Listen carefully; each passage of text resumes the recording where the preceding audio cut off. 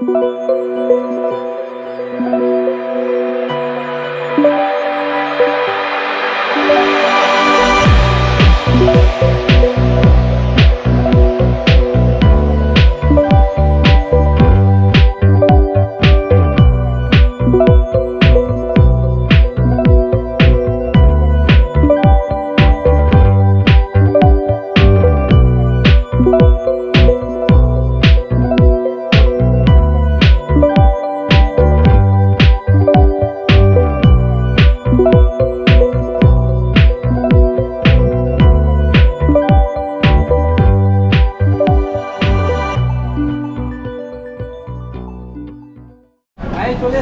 ঠিক 9টা বাজে আর আমরা পৌঁছে গেছি ক্যানিং।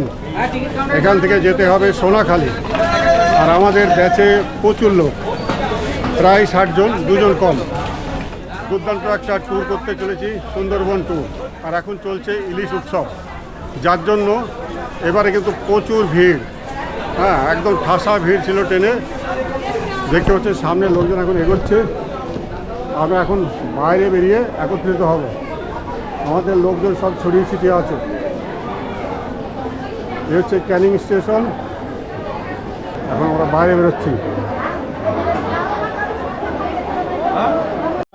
একদম স্টেশন লাগোয়া ক্যানিং মার্কেট, আর সেই মার্কেটের মধ্যে দিয়ে রাস্তা, আর আমরা হেঁটে যাচ্ছি। এ হচ্ছে আমাদের লোকজন। কেউ যাতে মিস না হয়, ক্যামেরা থেকে কেউ যাতে বাদ না যায়, সবাই আসবে। যে এদিক ওদিক যাবে তার কিন্তু ছবি উঠবে না, ওই জন্য সবাই একসাথে থাকবে। এবারে যেতে হবে আমাদের সোনাখালি, যেখান থেকে লঞ্চগুলো ছাড়ে। ক্যানিং থেকে আমাদের বাস ছেড়ে দিয়েছে, এখন আমরা যাব গদখালি। খুবই ভালো লাগছে, আর দারুণ একটা সুন্দর ট্যুর করতে চলেছি, গ্রুপ ট্যুর। এরকম গ্রুপ ট্যুর সচরাচর আমি করিনি, সর্বপ্রথম যাচ্ছি। আর বাসটা খুব ভালো, বড় বাস দিয়েছে, প্রচুর লোক আছে। এই যে আমাদের দাদা, যিনি আমাদের গ্রুপ ট্যুরটা করাচ্ছে, দাদার নামটা বলে দিন। অমিত বিশ্বাস। অমিত বিশ্বাস, হ্যাঁ, ইনি অনেকগুলো ট্যুরের আগেও করিয়েছেন। তো আমাদের পাড়া প্রতিবাসীদের নিয়ে ইনি গ্রুপ ট্যুর করান। আর এনার ঠিকানা হচ্ছে চাকদহ, গঙ্গাপ্রসাদপুর। অমিত বিশ্বাস খুব ভালো মানুষ, খুব সুন্দর ট্যুর করায়, তার জন্য তো এত ভিড়। এদের আগে মোটামুটি 50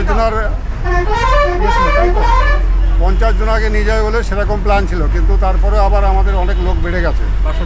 এই যে সব বসে আছে খুব সুন্দরভাবে, খুব মজা নিচ্ছে সব বসে বসে। আমি ঘুরে ঘুরে দেখছি। হোগল ব্রিজ ক্রস করছি, হোগল ব্রিজ।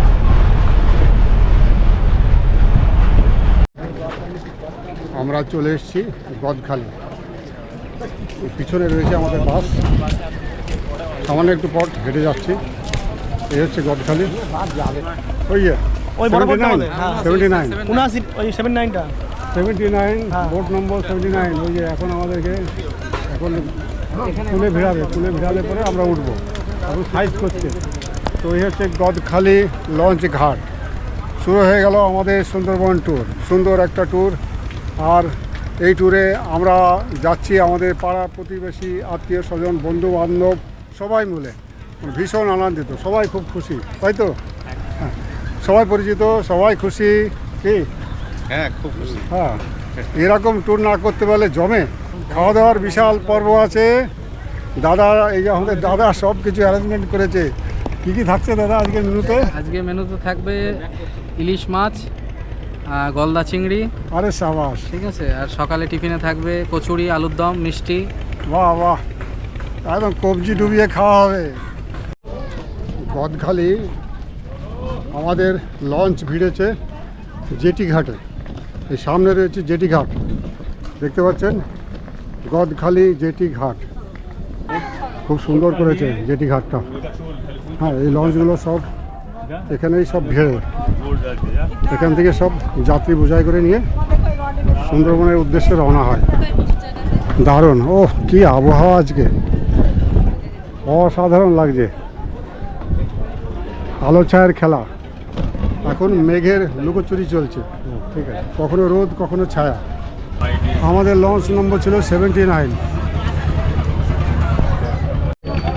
গদখালি জেটি ঘাট। আর এখানে দেখুন কত লঞ্চ একসাথে দাঁড় করানো, অসংখ্য লঞ্চ দাঁড় করানো আছে। জয় বাবা তারকনাথ কি। এই যে আমাদের তারকনাথ এসে গেছে, জয় বাবা তারকনাথ। এই লঞ্চে করে আমরা যাব। জয় শিব শম্ভু, জয় শিব শম্ভু, হর হর মহাদেব, নমামি গঙ্গে, হর হর মহাদেব।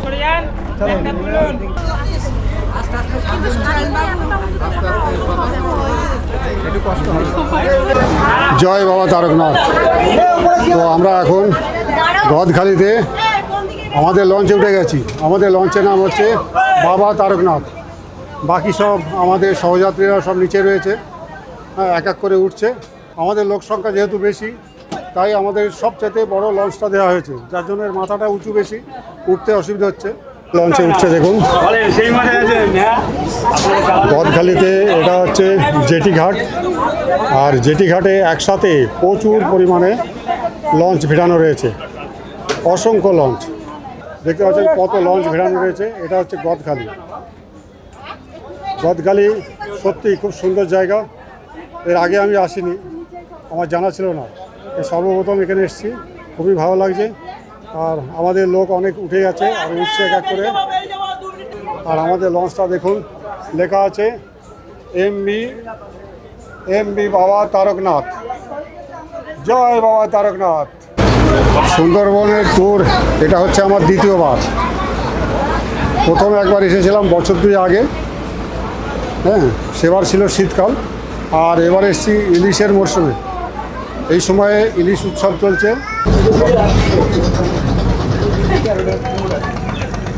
বাই বাই গদখালি, আবার ফিরে দেখা হবে।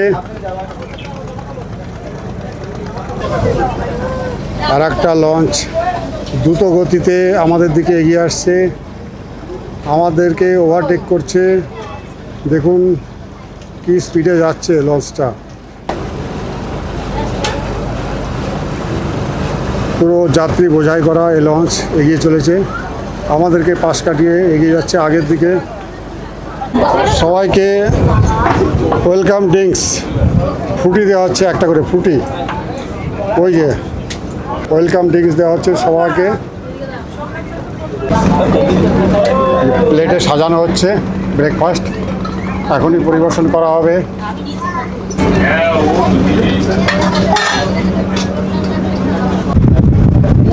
দেখো ভাই, হাওয়া দিচ্ছে, উড়ে না যায়, আবার কচুরির সময় সমুদ্রে চলে যাবে।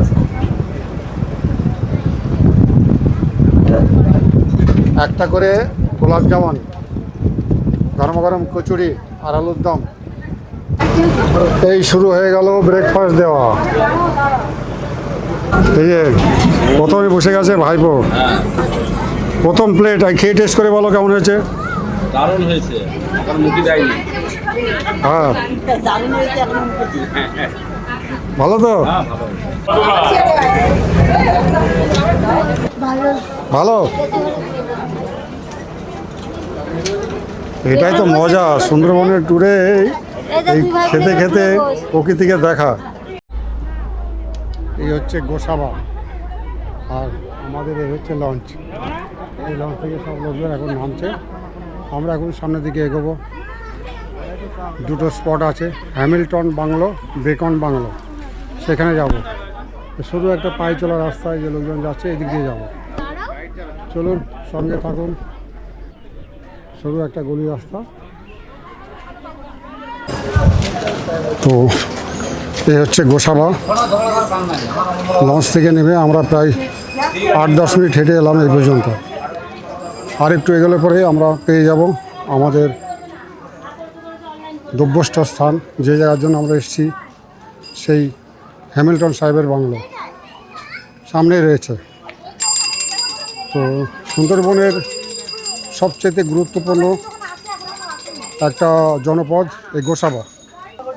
এখানে লোকজন আসে তাদের প্রয়োজনীয় সামগ্রী কেনাকাটার জন্য। এটাই সবচেয়ে কাছে পড়ে তাদের জন্য। তারা ওই কলকাতা শহরে যেতে পারে না, যার জন্য এই গোসাবায় এসে তাদের প্রয়োজনীয় সামগ্রী কেনাকাটা করে। প্রায় এসে গেছি, আরেকটুখানি রাস্তা যেতে হবে। আমরা আগেরবার এসেছিলাম শীতের মরশুমে। শীতের মরশুমে ঘোরার মজাটাই আলাদা, কিন্তু এখন যেহেতু ইলিশ উৎসব, তো আমরা এসে গেছি প্রায় কাছাকাছি। বেকন বাংলো, এর এন্ট্রি ফি 10 টাকা, যেটা আমি সংগ্রহ করলাম। বেকন বাংলো প্রবেশদ্বার, এসছি বেকন বাংলো। সুন্দর একটা আবহ, রবীন্দ্রসঙ্গীত চলছে। এটা রবীন্দ্রনাথ ঠাকুরেরই জায়গা। এই রবীন্দ্রসঙ্গীতের আবহে এই জায়গার সৌন্দর্য আরও বেড়ে গেছে। পূর্বেও এখানে এসেছি, কিন্তু আজকে যেন আরও বেশি সুন্দর লাগছে জায়গাটা। হ্যাঁ, এক এক সময় এক এক রকম লাগে। প্রকৃতি এখন সেজে উঠেছে, যেহেতু বর্ষাকাল, চারিদিকে সবুজ আর সবুজ। এই সবুজের মাঝখানে এত সুন্দর একটা স্পট, বেকন বাংলো।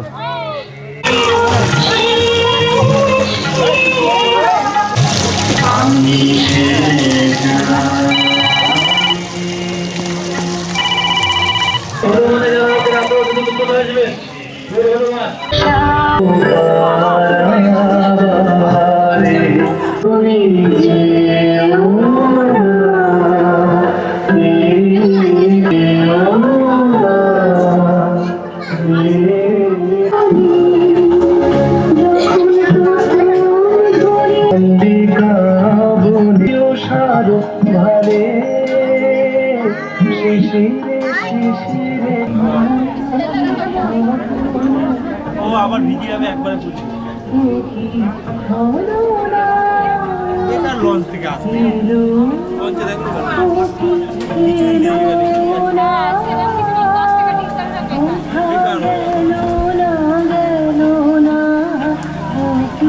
মায়া কি চলে ও মোর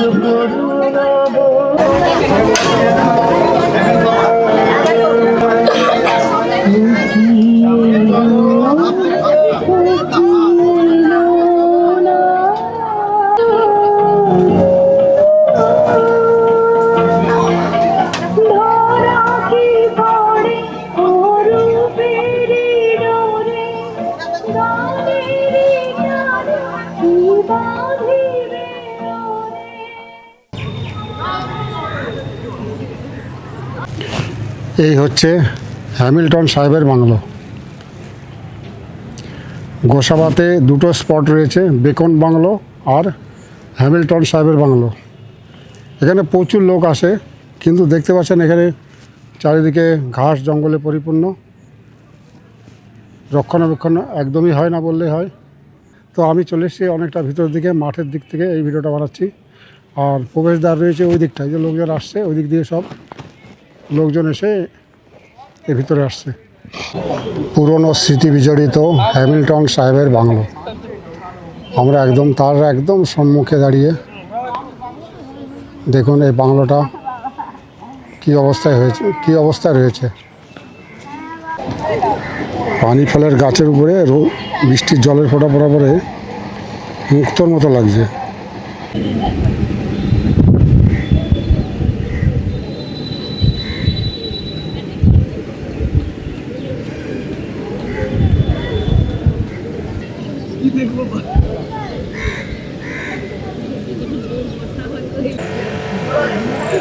হ্যামিল্টন সাহেবের বাংলো এখান থেকে সুন্দর লাগছে।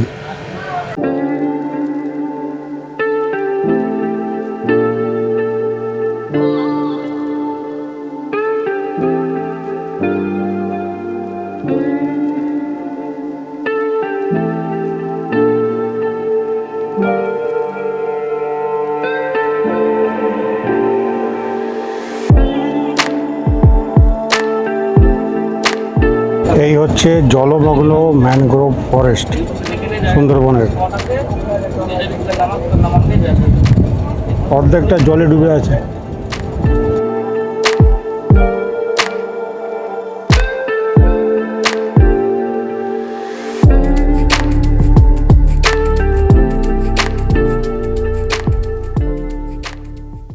লাঞ্চ রেডি হচ্ছে। এটা হচ্ছে ডাল,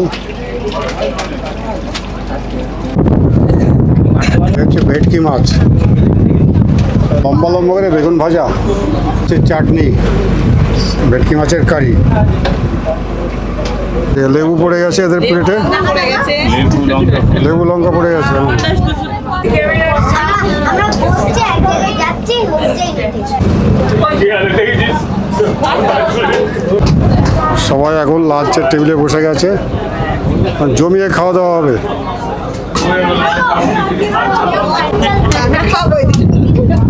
ইলিশ মাছের কারি, ও দেখেই তো লোভ লাগছে।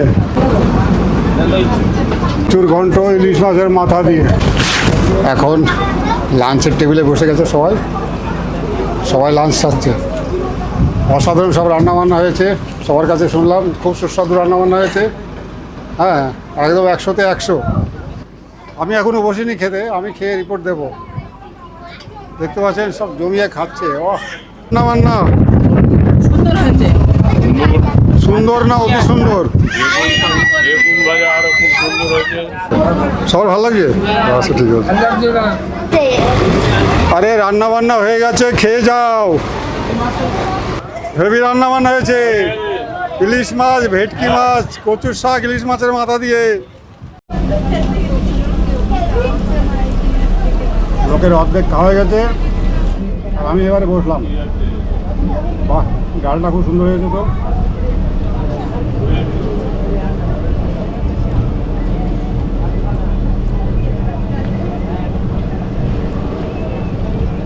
দারুণ রান্না হয়েছে, দারুণ।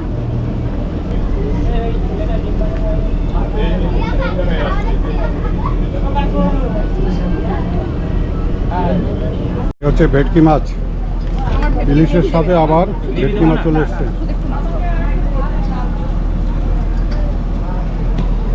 কি খাওয়া দাওয়া হচ্ছে, বাপরে বাপ, ফাটাফাটি খাওয়া দাওয়া হচ্ছে।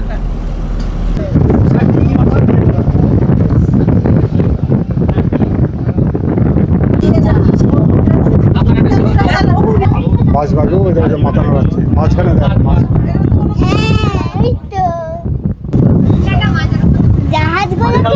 আপনি দেখতে পাচ্ছেন এই খাড়ির মধ্যে নেট লাগানো আছে। এই নেটের কয়েকটা উদ্দেশ্য আছে। এক হচ্ছে কোনো জন্তু জানোয়ার যাতে লোকালয়ে না ঢুকে পড়ে, দ্বিতীয় যাতে কেউ ভুলবশত এর মধ্যে নৌকা নিয়ে না চলে যায়।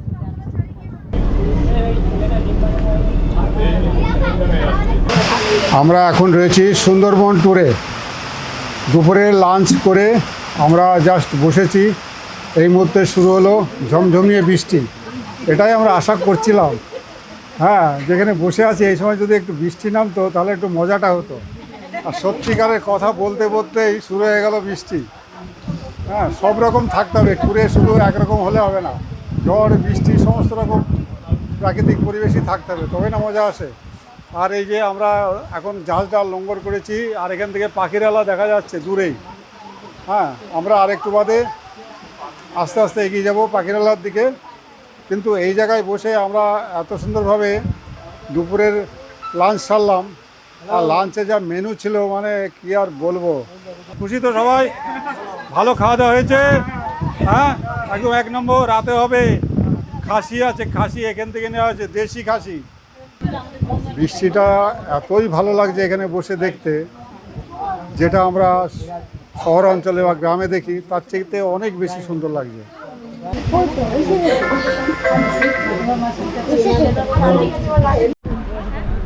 আমরা ঠিক পড়ন্ত বেলায় পৌঁছালাম পাখিরালা। এখন সবাই লঞ্চ থেকে নামছে এক এক করে। সবাই নেমে গেলে একত্রিত হয়ে আমরা আমাদের হোটেলে যাব। আজকে আমাদের রাত্রিবাস হবে এই পাখিরালাতে। সুন্দর জায়গা, সুন্দরবনে যারা বেড়াতে আসেন এই একমাত্র জায়গা থাকার পাখিরালা। এইটুকু কেমন লাগলো? ভালো লেগেছে? সবাই খুশি তো? খাওয়া দাওয়া ঠিকঠাক হয়েছে? পেট ভরেছে ঠিক মতো? তো চলুন এখন আমরা একটু এখানে অপেক্ষা করি, সবাই আসুক, তারপরে এগোবো। প্রবেশদ্বার সুন্দর, এখানকার সবচেয়ে ভালো, দারুণ। ভিতরে দারুণ সব সাজানো গোছানো, টিপটপ একদম খোলামেলা, দারুণ গার্ডেন রয়েছে। আমরা পৌঁছে গেছি পাখিরালাতে। আর এই যে দেখতে পাচ্ছেন রিসর্ট আপনজন রিসর্ট। ওই দূরে একটা বোর্ডে লেখা আছে আপনজন রিসর্ট। একদম ওই মাথা থেকে এই মাথা পর্যন্ত পুরোটাই হচ্ছে একটা রিসর্ট। এই রিসর্টে আমরা থাকবো। এখানে আমাদের বুকিং আছে। খুব সুন্দর জায়গায়, একদম নিরিবিলি শান্ত পরিবেশে এই রিসর্টটা। খুব ভালো জায়গা, আমার খুব ভালো লেগেছে। এটা হচ্ছে পাখিরালয় রিসর্ট। পাখিরালাতে আপনজন রিসর্ট। খুবই শান্ত পরিবেশে, নিরিবিলি জায়গা, খোলামেলা, চারিদিকে সুন্দর সুন্দর গাছপালা লাগানো, দুর্দান্ত একদম।